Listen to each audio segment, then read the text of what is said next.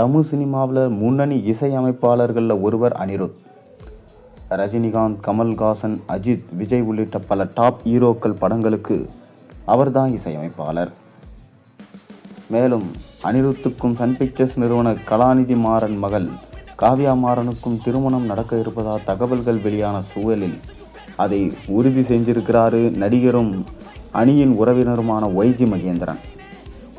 தனுஷின் முன்னாள் மனைவி ஐஸ்வர்யா ரஜினிகாந்த் இயக்கிய திரைப்படம் 3. அந்த படத்தில்தான் அனிருத் இசையமைப்பாளராக அறிமுகமானார். முதல் படத்திலேயே அவர் இசையமைத்த அத்தனை பாடல்களும் பின்னணி இசையும் பெரிய கவனத்தை ஈர்த்தது. அதுவும் வை திஸ் கொலவெறி பாடல் இந்தியா முழுவதும் ஒலித்து அவரை ஓவர் நைட்டில் ஒபாமா ஆக்கியது. 3 படத்திற்கு பிறகு அனிருத் காட்டில் அடைமழைதான். பெரிய பெரிய ஹீரோக்களின் படங்கள் எல்லாம் அவருக்கு புக் ஆகிச்சு. ஒரு காலத்தில் ரஜினி, கமல் உள்ளிட்டோருக்கு ஆஸ்தான இசையமைப்பாளர்களாக இருந்த இளையராஜா, AR ரகுமான் எப்படி இருந்தார்களோ அப்படி அனிருத் மாறிவிட்டார். தங்களது படங்கள் என்றாலே இசையமைப்பாளர் அனிருத் என்பதை உறுதி செய்து கொண்டாங்க.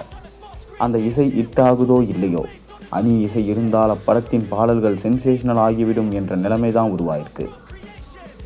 அடுத்ததாக ரஜினியை வைத்து கமல்ஹாசன் தயாரிக்கும் தர்மன் படத்துக்கும் அனிருத் தான் இசையமைப்பாளர். ஒரு பக்கம் இருக்க, அனிருத்துக்கு எப்போது திருமணம் என்ற கேள்வி சமீபமாக அடிக்கடி எழுகிறது. அவருக்கு வயது இப்போது 35.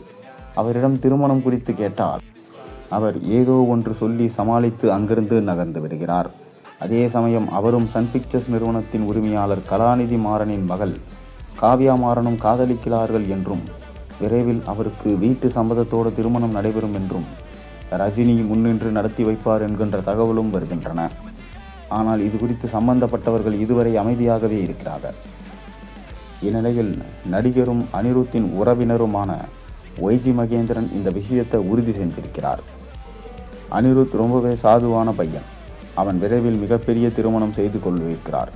இதன் மூலம் அவருக்கு வாழ்த்து சொல்லியாக வேண்டும். நான் கேள்விப்பட்டதை வைத்து தான் உறுதியாக சொல்கிறேன். அவர்கள் சூப்பர் ஜோடி. அந்த பொண்ணும் சாதாரணமானவர் கிடையாது. ஒரு டீமையே ஹேண்டில் செய்யும் சாமர்த்தியம் அந்த பொண்ணுக்கு இருக்கிறது. அவருடைய அப்பாவின் தொழில் ஜோனை இவருக்குள் கொடுத்திருக்கிறார்கள் என்று தான் நாம் எடுத்துக்கொள்ள வேண்டும். நாம் நிறைய பேரை சந்தித்திருக்கிறோம். அந்த பிஸ்னஸ் மைண்ட் இந்த பொண்ணுக்கும் இருக்கிறது. அனிருத்தும் அந்த பொண்ணும் சேர்ந்து மியூசிக்கல் பிஸ்னஸ் செய்வாங்க என்று சொல்லியிருக்கிறார். இதனால் அனிருத்துடைய கல்யாணம் பிரம்மாண்டமாக நடக்கும். ரஜினியோட தலைமையில் தான் அனிருத் கல்யாணம் நடக்கும் என்று சொல்லப்படுது.